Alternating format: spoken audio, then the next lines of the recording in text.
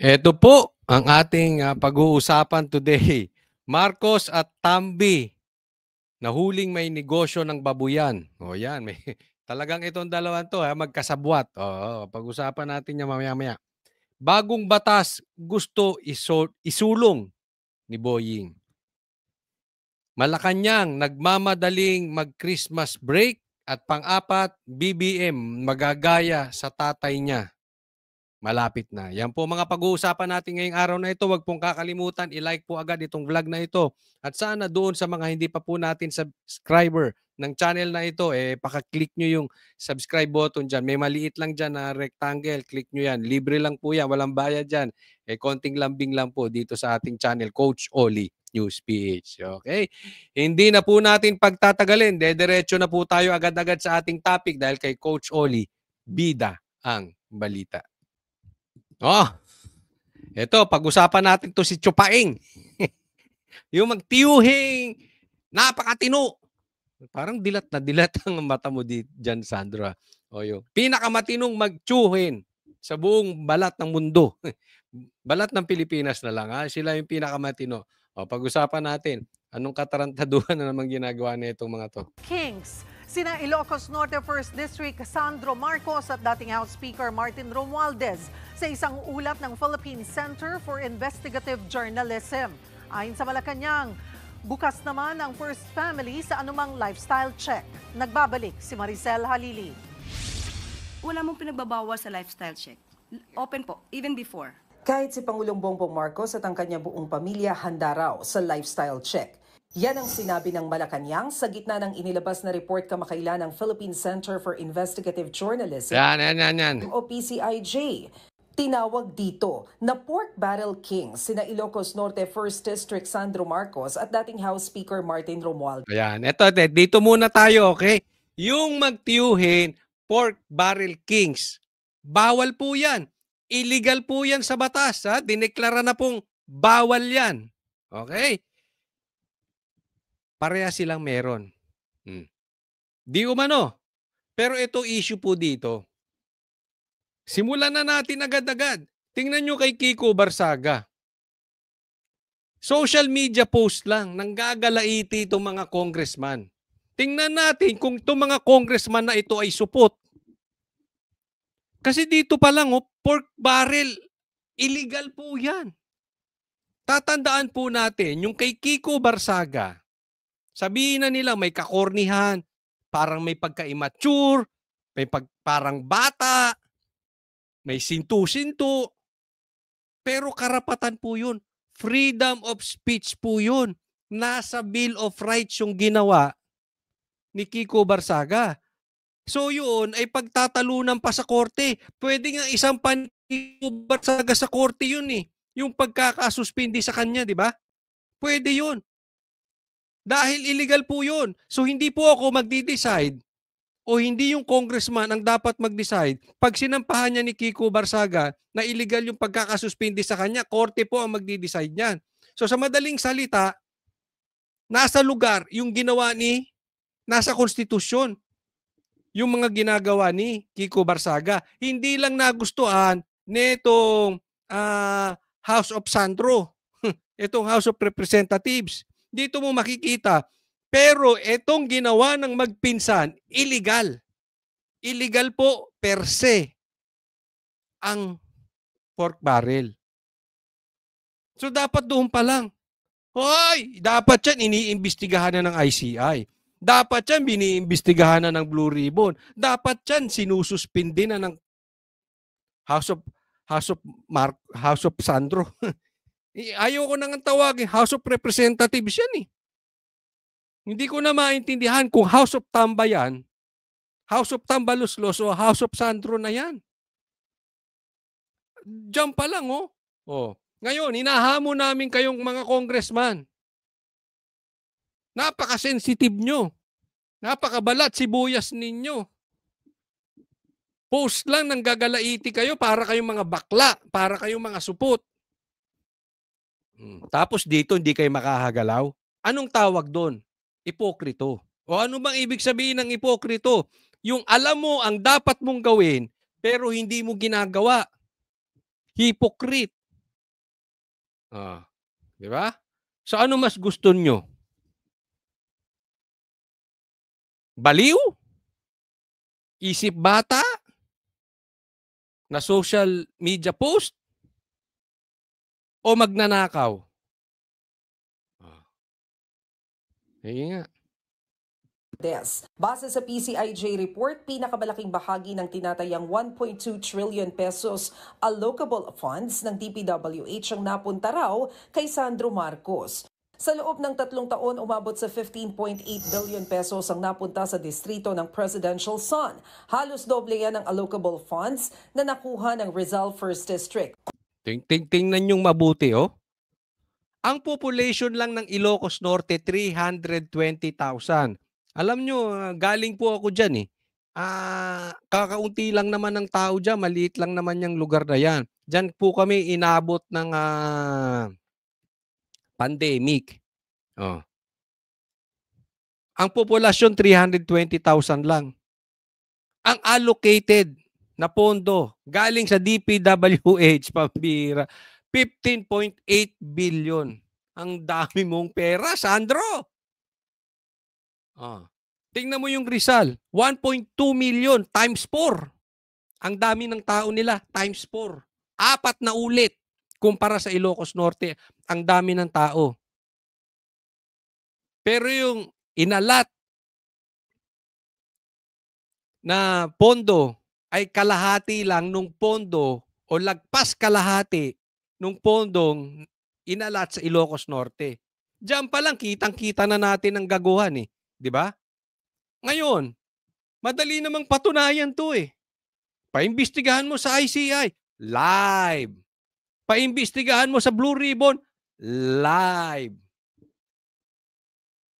Sa laki niyang 15.8 billion, diyan sa Ilocos Norte na ibinigay ng DPWH, marami ka na makikita dapat proyekto.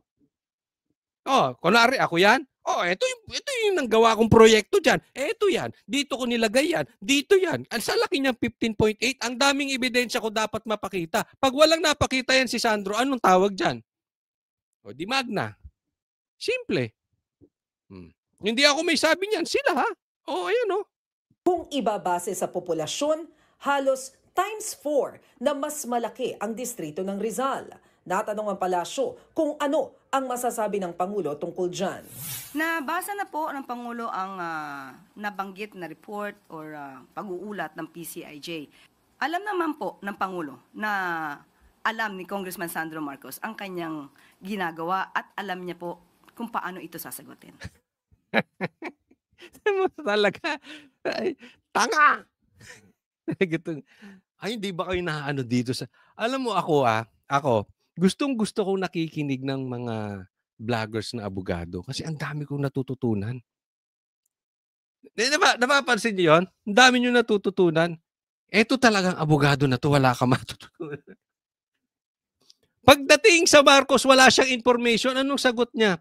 O ano masasabi ng Pangulo patungkol dito sa nangyari dito kay Sandro na siya may pork barrel di umano? Alam naman niya yung ginagawa niya.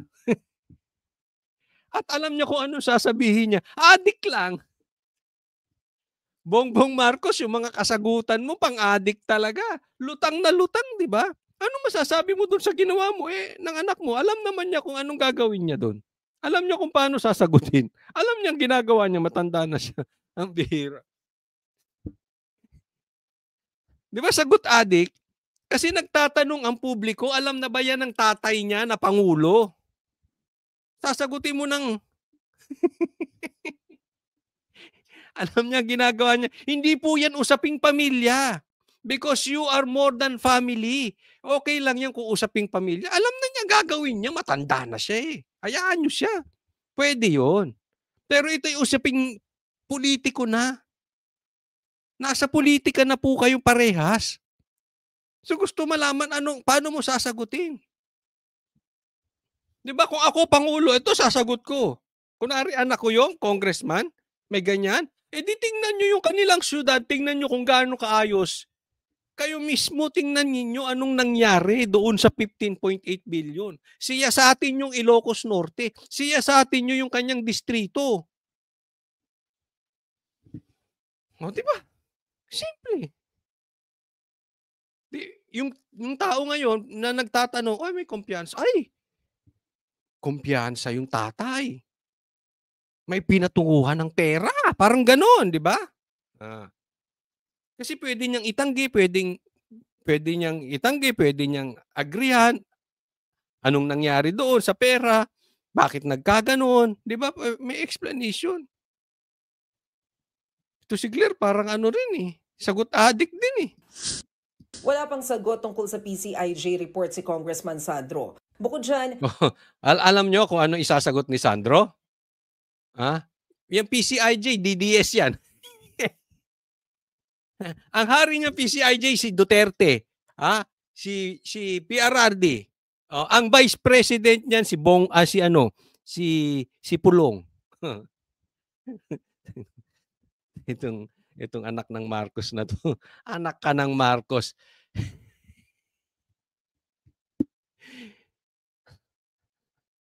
Gayang-gaya to kay Claire. Ha?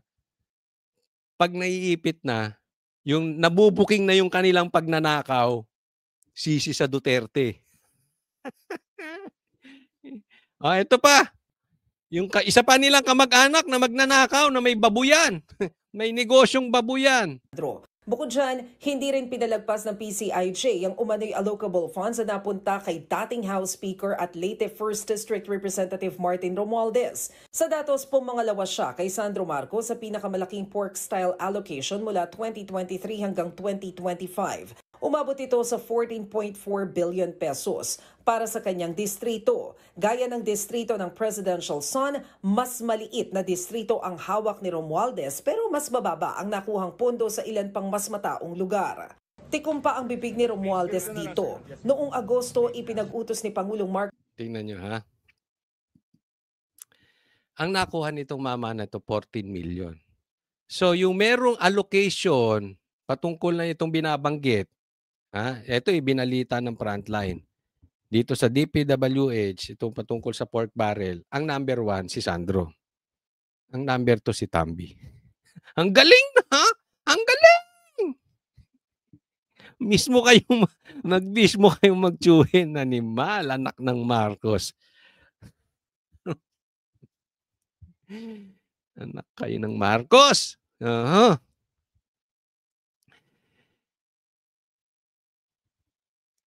Pareha silang may maliit na distrito. Pareha silang may maliit na populasyon ng kanilang distrito.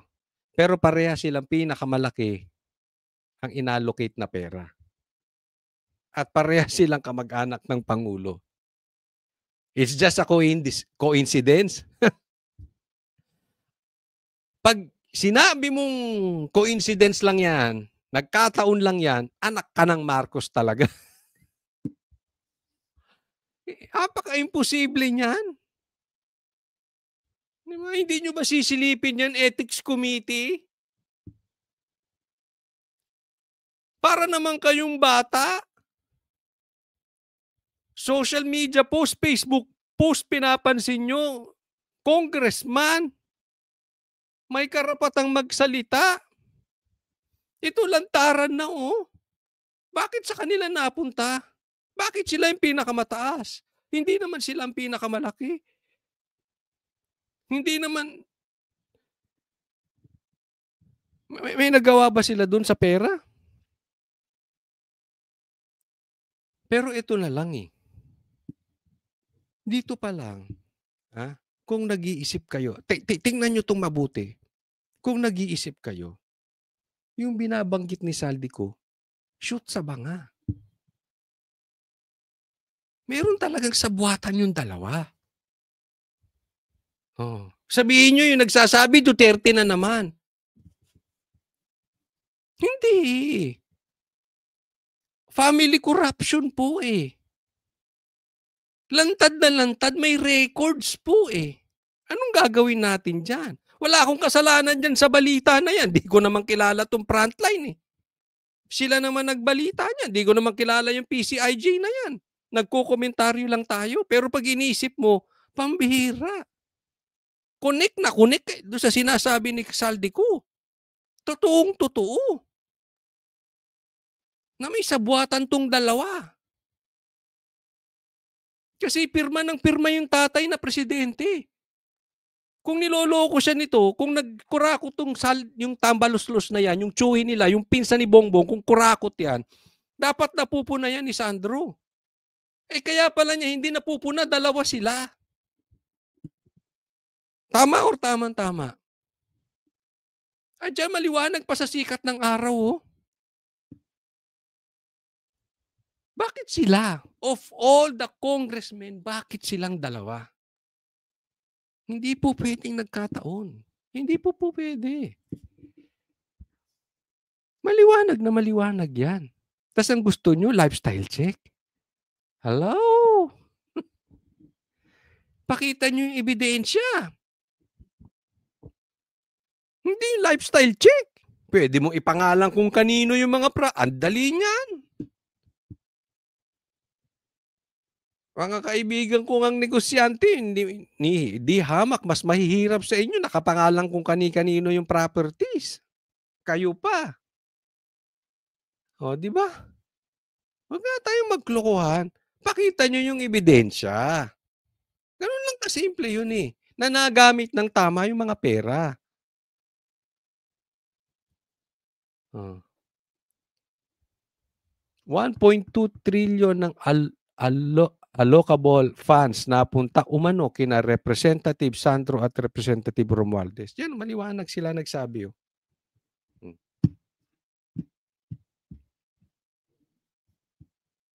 Ipinag-utos ni Pangulong Marcos ang lifestyle check sa lahat ng opisyal ng gobyerno. Pero hanggang ngayon wala pang update kung natapos na ito. Nagbabalita. Diba? So, ganyan lang sila. Lifestyle check. Bukas sila sa lifestyle check. Asan na? Bukas sila sa ICI. Asan na yung investigation ng ICI? Kaya nga ako, hinahamon ko tong si Sandro. Kung gusto mo, sinasabi mo bukas ka sa lifestyle, bukas ka sa ICI, magpa-imbestiga ka rin sa Blue Ribbon. Kahit maraming tuta yung tatay mo ron, marami rin magtatanong sa iyo doon ng derechahan. Diba? Kung gusto mo talaga malinis, kasi doon live eh. Itong ICI, wala naman yan. Walang maniniwala dyan. Kasi ang nagtayo ng ICI, tatay mo. Ang pumopondo ng ICI, tatay mo. Ang naglagay ng tao, tatay mo. Tapos sasabihin ninyo, executive session lang, hindi live. Lokohan yun. Pero bukod dyan, Sandro, bukod sa bukas ka sa lifestyle check, dapat bukas ka rin sa drug test. Yung tatay mo, ayaw ka nang ayain ng drug test. Confirm na yan eh. Sinabi na yan ni PRRD, sinabi mismo ng kapatid niya. Pero ikaw din, palagay ko, hindi ka rin magda-drug test eh. Tingin ko guilty ka rin. Tingin ko guilty. Tiyahin mo mismo nagsabi, adik ka. Ang dali naman sabihin, dapat pagkasabi nung tiyahin mo, kinabukasan, nagpapadrug test ka na eh. Hindi ka nagpapadrug test eh. Diyan pa lang, guilty ka na eh. No? So, kahit pustahan tayo, hindi ka magpapadrug test dahil adik ka. Yan ang sabi ng tiyahin mo. No? So, yung sinasabi kasi dito, may narinig ako na sinasabi ni Claire. Sabi niya, bigyan nyo naman ng pagkakataon ng Pangulo. Na this time, papatunayan niya. To that effect, no? Binibigyan naman ng pagkakataon yung Pangulo nyo eh. Sa totoo lang, binibigyan ng pagkakataon. 3 years na nga ang binigay. Since sinabi niya yung mahiya naman kayo, ilang buwan nang pinagbibigyan, no? Ang problema, yung tatay mo, ayaw namang paimbestigahan ng seryoso yung ghost projects. Ginagawa nyo pang palusot yung mga Duterte. Imbis na seryosohin ninyo yung pag-iimbestiga ng ghost projects. Yan ba hindi pa siya binibigyan ng pagkakataon? Binibigyan siya ng pagkakataon. Kaya lang, time and time again, Bongbong Marcos failed the test. Yun lang po yun. Hindi niya talaga kayang maging leader And at the same time, I really believe he is one of the masterminds kaya hindi niya mapaimbestigahan ng ayos. Diba? O next po. Kaya naman, ang ganda nitong sinabi ni Sandro Marcos. Oh. Sabi niya. Congressman Barsaga statement on Filipino martyrdom. President Marcos Sr.'s downfall did not begin until the death of Ninoy Aquino. While President Marcos Jr.'s administration is very unstable, he will not be removed until something more drastic happens. And my death may be the catalyst for that revolution. Ang sinasabi dito, ang pagkakatanggal nitong si Bongbong Marcos ay yung pagkakapatay kay Ninoy Aquino. Isipin mo, no? Yung pagkakapatay kay Ninoy Aquino, siya na nagpatanggal kay Bongbong Marcos. Kasi yung iba nga sinasabi, may kinalaban dito si Marcos Sr. Kaya kalahin mo sila Bam Aquino ngayon, sip-sip kay kinakain yung tae ni Bongbong Marcos. No? Ang pagkakataon nga naman. No? Pero sabi niya, hindi matatanggal to si Bongbong Marcos until may mangyari. Yung drastic happens. Sabi niya, baka mamaya pag pinatay si Kiko, yun pa ang maging pwedeng kuminang masamang mangyari kay PRRD. Posibleng, yun nga, kung pinatay si Kiko. Yan yung sinasabi ni Kiko Barsaga. No? Ano lang yan? Isang trigger to si Bongbong magagaya kay Marcos. Kaya ito si Bongbong magagaya sa tatay niya. Pero alam nyo, pagpapanuurin talaga natin, doon sa mga kaedad ko, or more or less kaedad ko, or mas matanda sa akin, nakikita nyo that history repeating itself. Matatanggal to si Bongbong Marcos. Kasi yung pagkakadiktador ng kanyang tatay, ay mas matindi ito si Bongbong.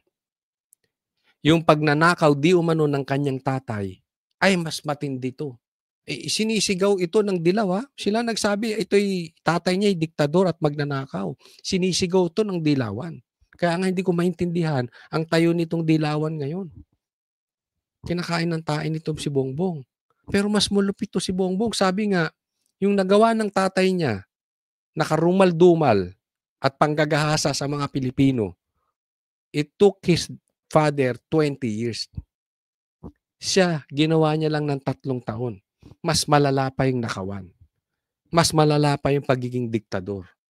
Anak ng Marcos talaga, no? Kaya nga naman, kitang-kita na this is history repeating itself. Magagaya to sa tatay. Isang trigger na lang. Akala niya hawak niya. Akala niya hawak niya yung sundalo nun. Yeah. Hawak niya sila Bear, etc. etc. Pero hindi niya alam. Si Enrile tsaka si Ramos bumitaw. Di ba? Hindi natin masabi. Ba? One thing for sure. Kung ano yung ginagawa ng tatay niya, ginagawa niya pa rin at mas malala. So yung kinahinatnanan ng tatay niya, posible, 99% will happen also to Bongbong Marcos. Ayaw, tigas ng ulo. Dapat yan, nakita mo na yung masamang nangyari sa tatay niya. Binago niya na eh. Niredeem niya na yung pangalan ng Marcos. Hindi.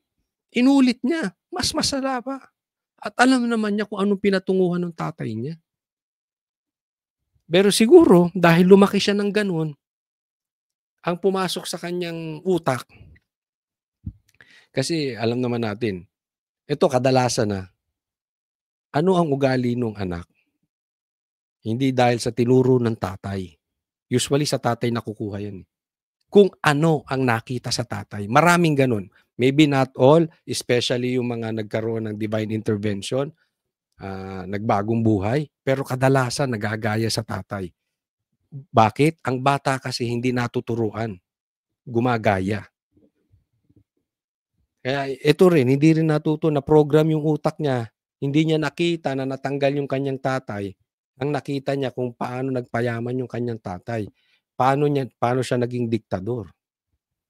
Kaya nga ang sabi nito si Bongbong Marcos, yung interview namin, hindi ko maalala kung si Doc Lorena nagsabi, pero tamang-tama o si Professor Malu. I cannot remember. Yung basta sa interview namin, nasabi, wala talaga sa interest ni Bongbong Marcos ang mawala sa power sa 2028. He will imitate his father. Hanggang kaya niyang hahawakan niya ang pwesto. Yan po ang nakakatakot at malagim na mangyayari sa Pilipinas kung nangyari. That is very, very, very, very dangerous. Ubus. Maraming magugutom na Pilipino. Pag nangyari yon at ang AFP tulog pa rin, good night sa inyo. Okay, next po tayo. Ito, pag-usapan natin na tila di umano ay medyo kakaduda-duda itong galaw na ito. Tingnan po natin.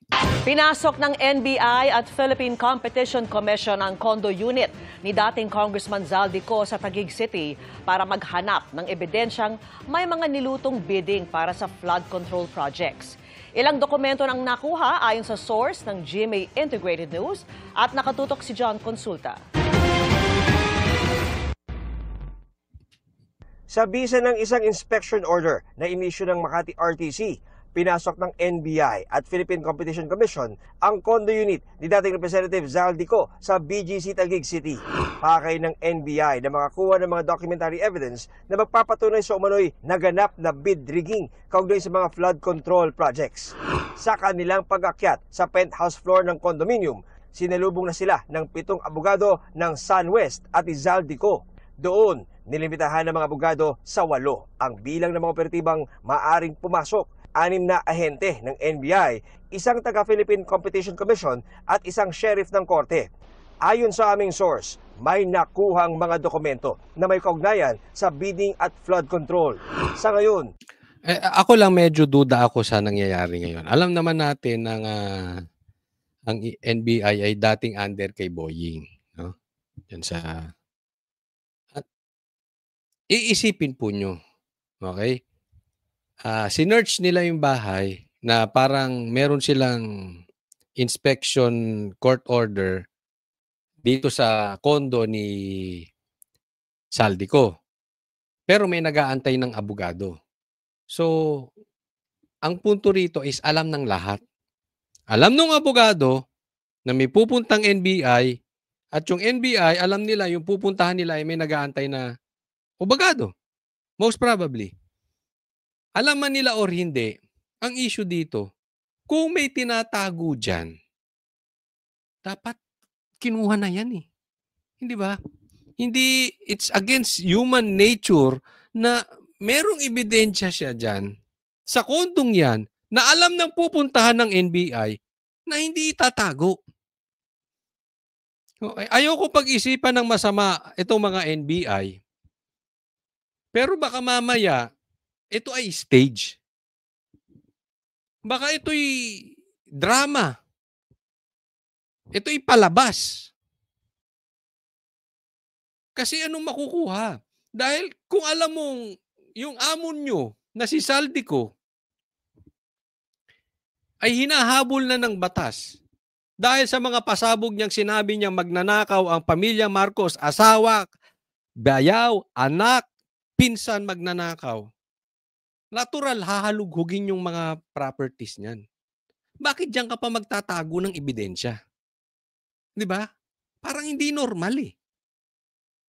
Ang kinakatakot ko rito, baka mamaya may makita na namang ebidensya, idikit na naman sa Duterte. Anak ng teteng. Ako po hindi nag-i-imagine malayo sa katotohanan na. Tapos kitang-kita naman natin, lahat ng galaw, kasalanan ni Duterte. Lahat po, pati ghost projects. Binibintang kay Duterte. Ultimo insertion, wala naman si Sarang insertion. Duterte pa rin. Pati si Saldico, na isa sa nagpasimuno ng impeachment ni Sara, DDS. Di ba? Baka kulang na lang, may nagsasampalan dyan sa Malacanang kasalanan ni Tatay Digong. Tatay Digong na lang, Tatay Digong. Baka mamaya pag hindi sila nakapagdroga, kasalanan ni Tatay Digong. Baka pag hindi sila nakapagtalik, kasalanan ni Tatay Digong. Baka pag iniputan nila yung asawa nila sa ulo, kasalanan na naman ni Tatay Digong. Ganyan po naman ang nangyayari. Tama po ba o tama-tama? Ewan ko sa inyo, gusto ko marinig ang inyong mga komentaryo patungkol dito. Ilagay nyo po dyan sa comment section. Baka ako nga lang eh. Baka ako lang nag-iisip. Ulitin ko, hindi ko pinagbibintangan itong NBI. Pero ugali ko pong magtanong. Karapatan ko magtanong. At ako'y duda rito. Anyway, bigyan natin sila ng pagkakataon. Pero baka mamaya may nakita silang ebidensya. Tapos magtuturo na naman sa Duterte or mga kakampi ng Duterte or mga maka-Duterte na naman. Tapos lihis na naman tayo. Lumayo na naman tayo dun sa mastermind. Di ba? Kaya tingnan natin. Kasi pagka ganyan ang kalalabasan ng resulta na nakuha nilang ebidensya, at least as early as now, sinasabi ko na sa inyo. Hindi na po kapanipaniwala yan. Tanim ebidensya yan dyan. Mag-iiwan ka dyan ng ebidensya? For bidding? Kalokohan sa bidding? Na bawal? Sino niloloko nyo? Anyway, antayin natin. Ano magiging resulta? Sinelyohan na ng NBI at PCC ang mga dokumento na nakuha at nakatakda itong i-photocopy bukas. Ang limitasyon kasi ng inspection order kumpara sa search warrant, di maaaring basta kunin ang makikitang dokumento, pero maaari itong eksaminin, kopyahin o kunan ng litrato. Ayun. So yun ang pinagkaiba ng search warrant. Yung search sa search warrant, yung makikita ang ebidensya, pwedeng kunin. Inspection order, hindi. Picture mo lang, kopyahin mo. Busisiin mo. May naabusisi ba kayong Duterte? Baka kasalanan ni Kitty. Baka nag-selfie-selfie si Kitty dyan sa kondo. Kasalanan ni Kitty. Kayo, lahat na lang. Lahat na lang sinisi nyo sa Duterte. Ayon sa NBI, pag-aaralan kung paano magagamit ang mga na-recover sa unit ni Zaldico para sa Ulitin ko hindi yung NBI inaano natin dito. Dahil may mga kakilala po tayong NBI, matitino yun. Matitino. Kaya lang yung nasa ulo, baka mamaya may utos sa itaas. Anyway, abangan na lang natin. Kaya lang meron talaga mga kakaibang galaw eh. Diba? Halimbawa, ikaw si Zaldico, mag-iiwan ka pa ba ng ebidensya noon? Hindi. Sa daming pera niyan, dami niya na inutusan. Alisin nyo na yan lahat. Linisin nyo na yung kondo. Lahat ng bahay ko linisin. Ilipat yan kung kanino. Doon pa lang may nag-aantay na abogado di dapat doon pa lang nilinis na. Kung may madidiscovering illegal. Diba? Hindi ko po pinagbibintangan din yung mga abogado, but it's normal. Hayaan mo dyan. Hayaan mo nakatiwangwang yan. Kalokohan naman ata yun. Build up laban sa dating mambabatas at iba pang taong makikita sa mga inabutang dokumento. Para sa GMA. Next po tayo. Ito po, meron akong nakitang post at gusto ko pong bigyan ng komentaryo. Kasi ako sa tingin ko fake news to eh. Sa tingin ko lang sa tingin ko lang. Kasi parang napaka-imposibleng sabihin to ni Boying. Pero kayo na umusga kung fake news to o hindi Ako lang ay bibigyan ko ng komentaryo. Tingnan po natin ano bang sinabi ni Boying. Sabi niya, Ombudsman Remulla nananawagan sa Senado na ipa-abolish ang salitang Marcos resign sa freedom of expression upang managot sa batas ang mga nagsasalita ng Marcos resign. Kagago, no? Di ba? Anak ka ng Marcos. Ombudsman ka? Ano to? Another bendalo? Hindi ka pwede gumawa ng isang batas na lilimitahan ang freedom of expression. Ito yung ombudsman, nagsasalita ng ganito. Anong klase ito? Di ba? Ang sabi niya, nananawagan sa Senado na ipa-abolish ang salitang Marcos resign sa freedom expression. Nasa Constitution po ang freedom of expression. Hindi mo pwedeng sabihin, yung freedom of expression, pwede kayong magsalita ng kahit ano ha. Basta bawal ang Marcos resign. Yun ang gusto niyang ipagawa sa Senado, gumawa ng batas na siguro paparusahan, ipakukulong, bibigyan ng multa, pananagutin ang magsasabi ng Marcos resign. Bendalo. Sinasabi niya pa, pinagtatanggol niya, iba naman daw ang ibig niyang sabihin ng bendalo. Hindi labagay ng batas. Yan ang ginagawa mo eh. You are bending the law. Nasa Bill of Rights yan. Nasa Constitution yan. Yung karapatan natin magsalita. Tapos, lilimitahan mo kung anong pwede naming sabihin? Bakit? Seditious ba ang Marcos resign? Hindi ba't kusang loob pa rin yan? Sinasabi lang namin yung nararamdaman namin na inutil na ang presidente dahil addict, dahil may problema siya sa health. Hindi na siya makakapagpatakbo ng maayos ng gobyerno. Kaya mag-resign siya. Pero kung ayaw naman niya, hindi naman namin siya kakalad ka rin. So that is not illegal. Siya pa rin ang magkukusa. Anong klase kang ombudsman? Ganyan ang naiisip mo. Uutusan mo pa yung Senado ng katarantaduhan. Uutusan mo yung Senado na i-bend yung law. Anong klase kang ombudsman? Dapat bilang ang ombudsman, alam mo, yung ebidensya, gaya ng sabi mo at gaya ng sabi ng marami sa inyo, pupunta kayo kung saan kayo dadalhin ng ebidensya. Yung ebidensya papunta na doon sa magpinsan. Yung ebidensya papunta na rin kay Sandro. Instead na pagawa ka ng batas na bawal ang Marcos resign, bakit hindi nyo pa imbestigahan yung magpinsan? Bakit hindi nyo pa imbestigahan si Sandro? Anong klase ito? Ay, pambihira to. Kaya nga marami nagsasabi, walang kwentang ombudsman to si Boying. Marami nagsasabi na hindi siya karapat-dapat. Yung mga sinasabi niya, trapong-trapo eh. You are not in the middle. That is obviously you are protecting the president. You cannot be the ombudsman and yet you are protecting the president. Tapos sasabihin mo, sigurado sasabihin mo sa amin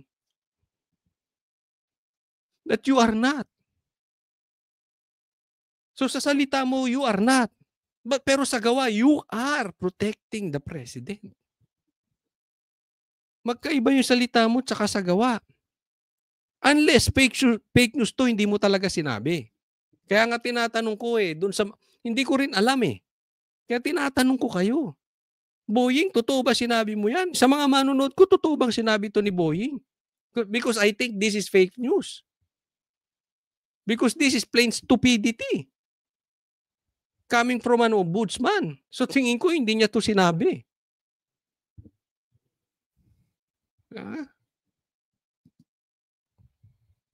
Ayon kay Ombudsman Rimulya, hindi niya layuning bawasan ang karapatan ng mamamayan na magpahayag, ngunit naniniwala siya dapat talakayin kung kailan nagiging malisyoso o nakakasira sa kauyusan ang paulit-ulit na Marcos resign. Hindi niya layuning bawasan ang karapatan ng mamamayan, pero bawal ang Marcos resign. Anong masama sa Marcos resign? Diba? Hindi naman nagiging violent eh.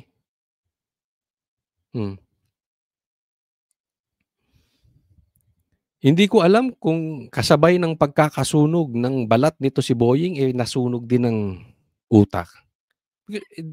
Supposedly, this is an intelligent lawyer.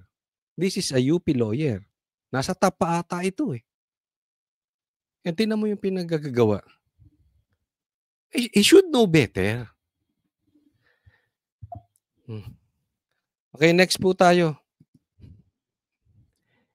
Ito po, pakinggan po natin itong sinabi ni Senator Cayetano patungkol doon sa bakit nawawala si Senator Bato, hindi na siya nagpapakita. Kasi yun ang kino-question eh. Di ba? Hindi niya na nagagampanan yung kanyang trabaho. Okay? So, pakinggan natin to sasabihin ni Senator Cayetano at bibigyan natin ng komentaryo. Pero gusto ko rin marinig ang inyong opinion. Di ba? Kung kayo ba sa Senator Bato, magpapakita ba kayo? Kasi yan ang sinasabi ng iba ng mga pinklawan. Harapin mo ang batas. Dati kang PNP chief, harapin mo yung batas. Sasabihin naman daw ng DDS, ganito, ganyan, ganyan. Ano sa tingin nyo? Kung kayo ba si Senator Bato, ano ba ang dapat gawin? Pero maganda tong sinabi ni yung sinabi ni Senator Cayetano, ito na po talaga yung dati ko pag sinasabi. Okay? May problema po tayo talaga. Tingnan po natin. Yung action lang ng minority dun sa pag-absent niya. Ang napaka-importante kasi is that may sistema tayo ng hustisya sa ating bansa at ang korte ang nakakasakop. Di ba? Ito, ang ganda nung sinabi niya. Importante pa lang, una pa lang, puputulin ko na. Kailangan meron tayo ng sistema ng korte dito sa bansa. At Supreme Court ang nakakasakop. Sino nakakasakop? Supreme Court. Ombudsman ba? Supreme Court. ICC ba? Supreme Court. Senado ba? Supreme Court. So kung ikaw, threaten ang life at liberty mo, di ba? Anong options ang gagawin mo?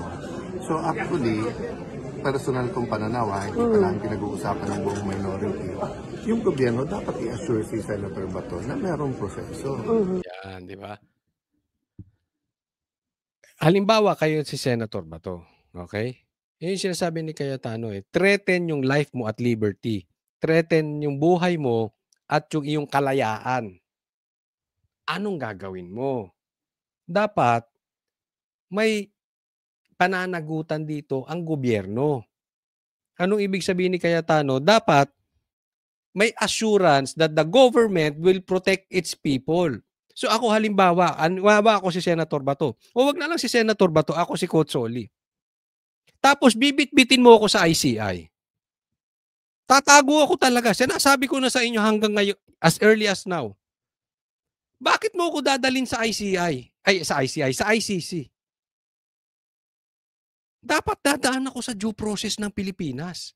Kung hindi mo ko i-assure at yung gagawin mo sa akin ay yung ginawa ko kay Tatay, yung ginawa nyo kay Tatay Digong, ni hindi nyo pinadaan sa due process, ni hindi nyo pinadaan sa korte, tatago ako talaga.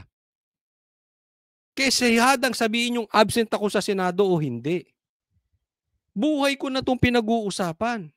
Wala namang problema, haharapin ko ang batas sa Pilipinas.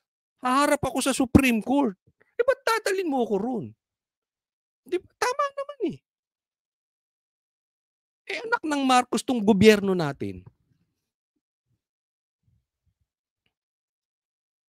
Basta sila magbibit-bit doon. Kung ako talaga si Senator Bato, talagang tataguan ko itong mga lintik na ito. Hindi pwede. Sasabihin nyo, harapin mo yung batas. Kung wala kang tinatago, harapin. Tanga. Tanga yun. Tanga yung ganong klaseng salita. Handa naman siyang harapin dito. Bakit sa ICC? Di ba? Kaya huwag kayong magsasasalita ng harapin niya. Dati siyang PNP chief, harapin niya. Katangahan nyo yun kung di nyo alam. Everybody knows what will happen. Huwag nga kayong tanga. Di ba? Kasi kung sasabihin anytime, pwede kang damputin at dalhin sa ibang bansa. Hindi ko sinasabing option sa lahat yun. Hindi ako, option ko talaga yun. Kung sa akin gagawin yun, dadali mo akong bigla-bigla sa ibang bansa. Talagang tatago ako. Sa akin lang yun. Kayo ba? Di ba kagaguhan ng gobyerno, ba't mong bibiglang bibit-bitin sa ibang lugar? May pagka-inutil tong gobyerno natin. Para tayong napapagtripan ng addict dyan. Saan ka nakakita? Kidnapping talaga yun. Kidnapping of an addict. Para ka, ano pa ba masasabi mo ron? Para kang pinagtripan ng addict. Alam mo yung kukuha ka ng isang tao, dadalahin mo, hindi mo ipapakita sa korte, that is kidnapping.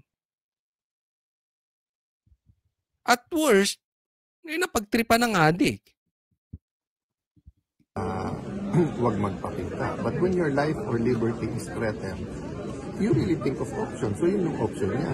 So rather than pag-initan siya na parang bakit ka wala dito, ang question, bakit walang assurance na poprotektahan ang karapatan? Yun, ang galing mo sinabi. Bakit kaysa pag-initan nyo, bakit wala siya sa Senado? Bakit hindi nyo pag-initan na bigyan nyo siya ng assurance na ang soberanya ng Pilipinas ay paiiralin. Hindi ka magagalaw ng ibang bansa.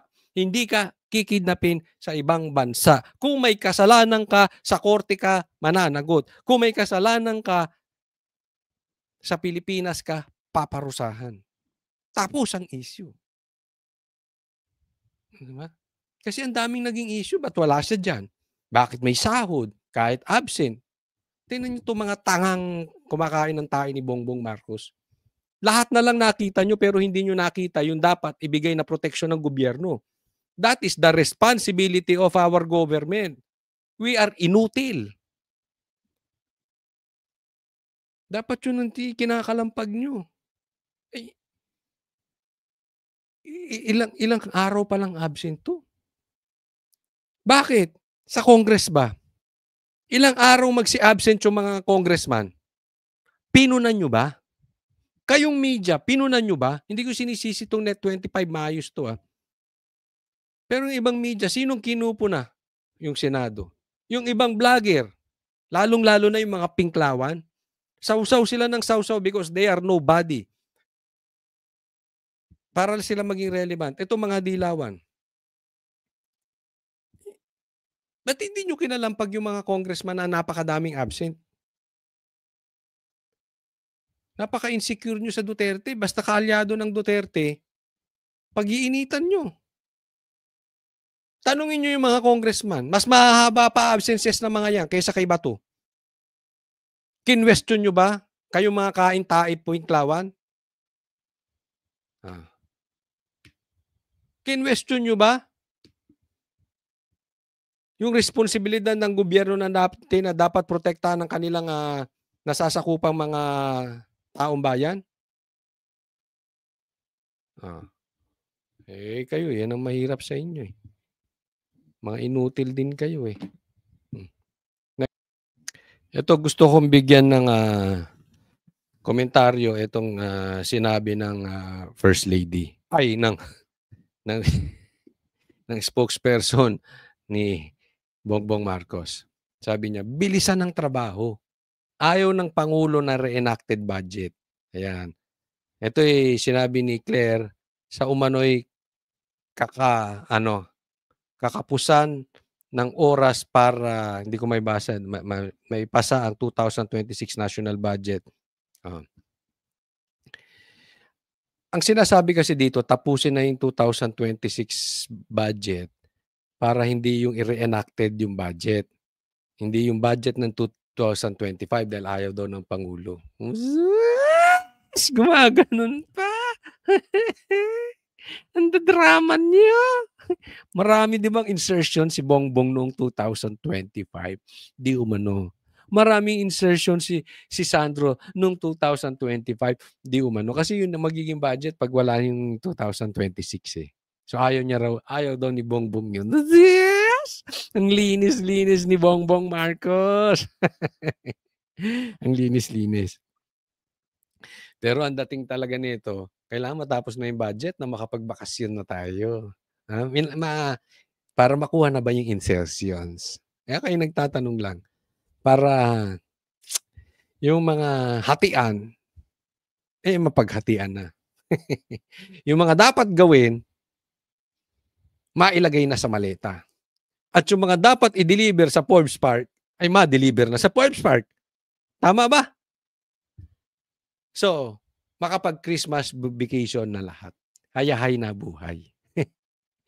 At sa ganon, yung na-deliver ay madala na sa ibang bansa at ma-deposit na. Di ba? Meron pa isa silang ano dito, maraming kung paano itatago yung pera no? But anyway, huwag adalentado. Huwag adalentado. Halatang-halata kayo Kasi hindi naman isipin mo ang tindi ng nakawan na nangyari sa Congress. Hindi naman pinupunan ng bongbong, inabot siya ng 3 taon bago niya pinuna. Di ba? Ngayon, bigla nyo pinagmamadali yung budget, pinupunan nyo ang Senado. Pagpatungkol sa budget, nagmamadali. Relax lang, makakapagbakasyon kayo. Makakapag-swimming sa beach ang presidente. Makapag-almusal siya ng marijuana at makatake siya ng cocaine sa gabi. Hindi ako nagsabi niya na si Amy. Kasi ang almusal daw ng presidente ay marijuana. So, kalma lang. Aabot ka rin sa langit. Hindi, wag sa langit. Aabot ka rin sa alapahap. Kalma. Clear. Wag pag tinatanong ka, wala kang kaalam-alam. Pagdating sa budget, nagmamadali ka rin. Diba? Masyadong halata. Wag ganon. Okay? Maraming salamat po. Wag pong kakalimutan sana nawa ay sa mga hindi pa po nakakapag-subscribe sa channel ni Coach Oli, makasubscribe po kayo. And sana din, masubaybayan ninyo ang aking mga ginagawang videos, mapanood nyo simula't simula hanggang sa matapos. Muli, ako'y nagpapasalamat doon sa patuloy na sumusubaybay at nanunood at inaabangan ang vlog na ito. Thank you. Coming from my heart, advance Merry Christmas. Matagal pa pero nararamdaman na Christmas is in the air. Malay natin, mawala na ang addict sa Pilipinas. God bless everyone. Binabati ko nga po pala, bago ko makalimutan, si Kaloy, dyan sa CCF. Yan, dyan sa PCBS, sa baba. Kasi madalas magkakapit tayo dyan sa taas. Yung sa baba ay bookstore. So, shout out sa inyo dyan sa CCF, PCBS CCF main. Okay, shout out din sa iyo, Kaloy. Thank you. God bless.